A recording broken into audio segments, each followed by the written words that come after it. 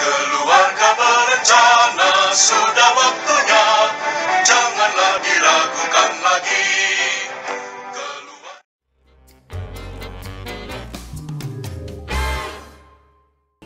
Assalamualaikum warahmatullahi wabarakatuh. Hello guys, welcome back to my YouTube channel Rinci Tririn Citra, yang hari ini bakal ditemenin oleh Bidan Fitri. Halo. Nah, kalau boleh tahu nih, Bidan Fitri dari mana ya? Saya Bidan Fitri, bertugas di Puskesmas Kelurahan Jatinegara. Kali ini kita akan mempelajari tentang pendidikan seksualitas atau reproduksi. Nah, kegunaannya apa sih Kak, kalau boleh tahu? Kalau kita mengenal organ reproduksi kita jadi lebih menjaga, dan pastinya sebagai perempuan kita juga harus tahu dong organ reproduksi yang untuk janin kita berkembang, melahirkan generasi-generasi penerus bangsa, gitu. Oh, so sweet ya. Nah, untuk kali ini kita akan memfokuskan untuk mengetahui tentang peraga alat kontrasepsi. Pembahasannya cukup menarik ya.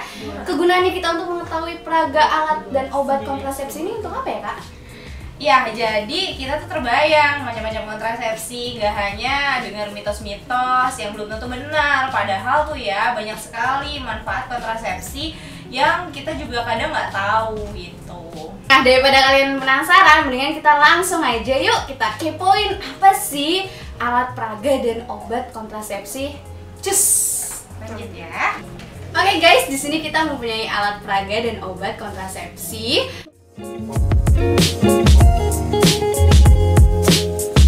Nantinya akan dijelaskan oleh Kak Fitri, yaitu ini merupakan bidan dari Puskesmas Kelurahan Jatinegara. Dan silakan Kak.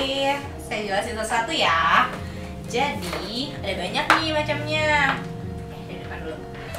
Ini ada kontrasepsi yang hormonal dan non hormonal. Yang hormonal itu ada suntik, ada pil, dan juga implan.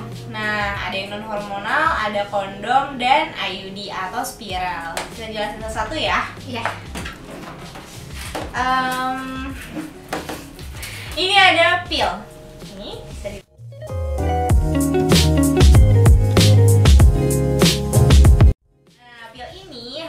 setiap hari di jam yang sama. Gak boleh lupa. Kalau lupa sehari aja kita bisa kurang efektif. Jadi bisa langsung subur, langsung hamil, begitu Rin. Nah, ini juga efek sampingnya banyak. Bisa menyebabkan flek-flek hitam di wajah, berat badan juga kadang naik, dan spotting atau perdarahan di antara haid. Gitu. Mau tahu yang lainnya? Ya, boleh dong. Ada lagi nih, suntik. Nih, suntik ya.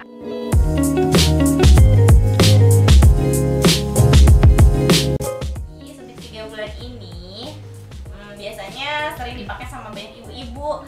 Efek sampingnya apa? Efek sampingnya itu bisa bikin berat badannya naik 1-2 kilo, bahkan bisa lebih per tahunnya. Dan itu sih beda-beda. Ada juga yang sampai 5 kilo. Dan ibu-ibu biasanya nggak nyaman kalau pakai suntik 3 bulan ini. Jelas, karena ini isinya hormon. Setiap 3 bulan sekali harus diberikan kepada ibu tersebut. Selain itu, kalau dipakai jangka panjang, dia bisa menyebabkan osteoporosis atau keropos tulang. Nah, kalau misalnya ini suka lupa diberikan, maksudnya misalnya berarti kan ibu tersebut harus punya PR kan, setiap 3 bulan sekali untuk suntik. Dia lupa nih kembali suntik. Nah, kalau misalnya suntiknya nggak teratur, bisa menurunkan efektivitasan suntik ini, bisa menyebabkan hamil juga gitu. Nah Kak, aku mau nanya nih, kalau misalkan si ibu itu bukan mengkonsumsi sih ya, maksudnya menggunakan KB yang ini nih, yang menambah hormonal ini. Nah, karena dia sudah tidak nyaman karena bertambahnya berat badan, boleh nggak sih dia beralih ke pil KB misalnya yang tadi sebelumnya? Dia langsung mencoba pil KB ini, boleh nggak sih Kak? Sebenarnya sih boleh, tapi kembali lagi karena sama-sama hormon, kemungkinan efek sampingnya sama-sama aja gitu. Misalnya ibu tersebut keluhan pakai suntik 3 bulan nggak mens atau mensnya bercak-bercak aja, kalau dia pindah ke suntik biasanya sama aja keluhannya gitu. Jadi kalaupun mau pindah ganti cara, mendingan ke kontrasepsi yang lainnya aja. Mau tahu yang lainnya apa aja? Mau dong. Oke, ada lagi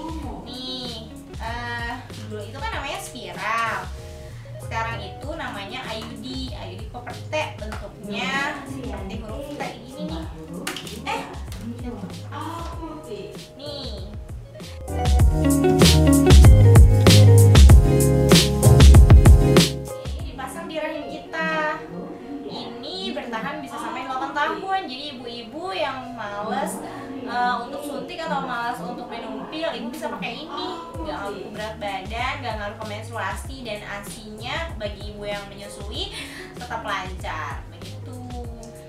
Tapi Kak, kan pernah nih dengar keluhan dari pasien lainnya ketika dia menggunakan IUD itu menstruasinya jadi nggak normal, jadi apa ya, jadi nggak lancar ya, dan lebih banyak pastinya.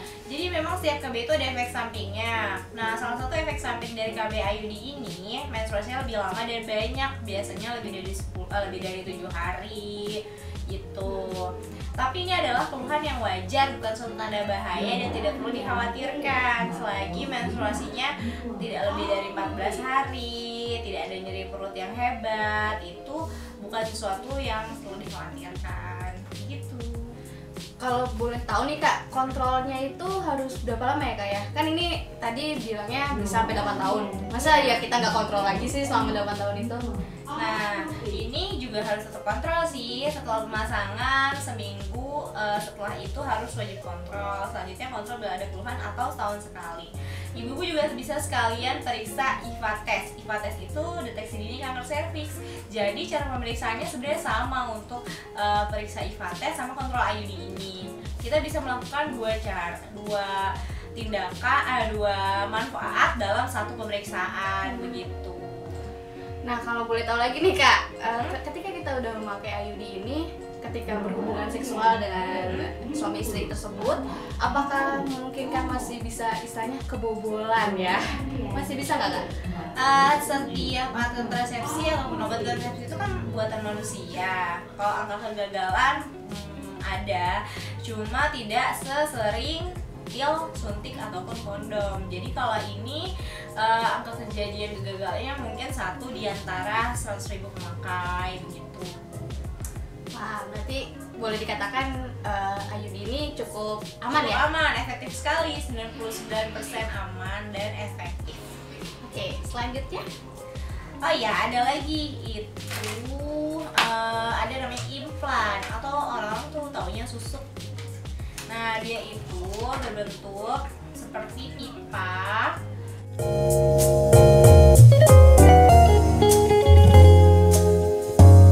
Kecil, ada 2 batang ya, dipasang di lengan kulit bagian bawah di sini. Jadi nggak kelihatan nih bagi ibu-ibu yang suka pakai baju pendek mungkin, kalau keluar-keluar nggak kelihatan kalau pasang implan.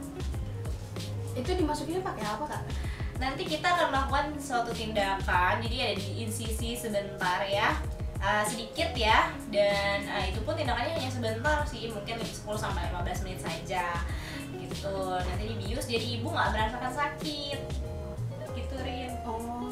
Oh, tapi ketika dia dimasukin benda sini itu apakah dia akan ada efek samping? Misalkan tangannya akan kebas atau seperti apa gitu, ada pembekatan? Kalau ketika pemasangan ibu tidak merasakan apa-apa, tapi setelah pemasangan mungkin si ibu beda-beda ya efeknya. Ada sedikit kebiruan, itu nggak apa-apa ya, kecuali sampai bengkak, sampai merah atau menimbulkan tanda-tanda infeksi, itu harus segera periksa. Kalau nggak usah, nanti seminggu kontrol, selanjutnya kontrol bila ada keluhan atau ibu datang lagi 3 tahun kemudian untuk lepas implannya.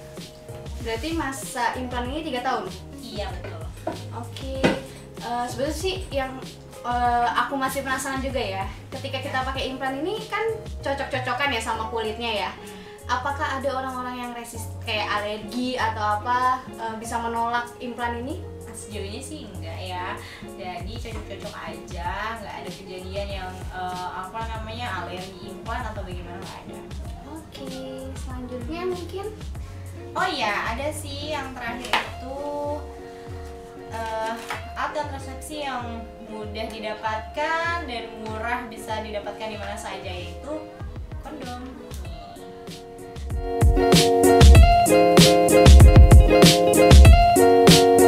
Nah, kondom ini paling banyak digunakan sama pasangan-pasangan ya. Tapi ingat ya, pasangan yang sudah menikah loh yang harus pakai ini. Yang lainnya juga kontrasepsi ini semuanya digunakan bagi pasangan yang sudah menikah. Nah, kondom ini berfungsi menghalangi sperma untuk masuk ke dalam rahim. Jadi dia bisa efektif asalkan digunakan secara teratur, tepat, dan tidak lupa. Terus juga dipastikan kalau kondom ini tidak bocor. Wow, emang bisa bocor ya? Bisa. Ada yang namanya buatan manusia ya, kembali lagi. Ada juga kadang cacatnya kondom, ada sedikit robek atau apa yang menyebabkan sperma itu tetap bisa masuk ke dalam rahim gitu. Oke, mungkin ada lagi Kak peraga lainnya? Oh ya, ada 2. Yang ini kontrasepsi yang paten sih untuk sterilisasi pada perempuan atau biasa disebut tubektomi, dan yang kedua steril pada laki-laki atau yang biasa disebut vasektomi. Tapi ini adalah metode kontrasepsi pilihan terakhir bagi pasangan yang tidak ingin punya anak lagi. Biasanya yang anaknya sudah banyak, usianya sudah lanjut, sementara repot ber-KB, jadi dia memilih untuk steril gitu. Nah, kalau untuk efek sampingnya sendiri nih, kalau kita vasektomi atau tadi apa istilahnya? Tubektomi ya. Apakah ada efek samping yang berbahaya gitu? Kalau efek samping yang berbahaya sejauh ini nggak ada ya. Paling ya itu kalau ingin punya anak lagi untuk direkanalisasi, artinya disambungkan lagi saluran yang sudah diikat, itu biasanya sulit ya. Jadi udah benar-benar permanen. Makanya ini harus dibicarakan antara pasangan kalau tidak ingin punya anak lagi. Nah, kalau aku boleh tahu nih, Kak Fitri, kalau misalkan diurutkan dari 1 sampai akhir yang direkomendasikan efektivitasnya itu yang mana aja Mbak KB-nya? Sebenarnya ini kita kembali lagi ya, sesuai kebutuhan pasangan tersebut, pengen punya anak lagi kapan. Jadi saya mengurutkannya sesuai keefektivitasannya aja ya. Oke. Dan yang pertama adalah yang paling direkomendasikan oleh pemerintah, dan kita juga biasanya menyarankan melakukan penyuluhan ke ibu-ibu. Itu yang pertama adalah ini, IUD. Ini tingkat keefektivitasannya 99% efektif. Nah, yang kedua ada implan atau susuk. Nah, ini keefektivitasannya juga sama, 99%.